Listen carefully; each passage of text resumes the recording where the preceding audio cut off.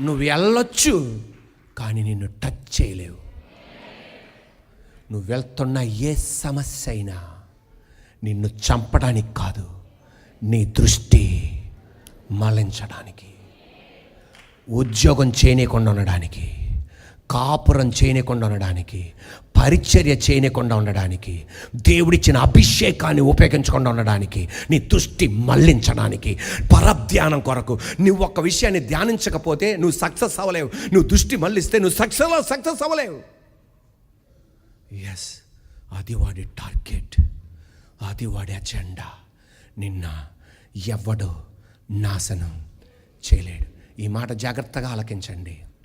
ప్రజలు నీ గురించి ఏమైతే మాట్లాడుకుంటున్నారో దాని వలన నీకు అపజయం కలగదు. నీ గురించి నువ్వేం మాట్లాడుకుంటావో దాని గురించి నీకు అపజయం కలుగుతుంది.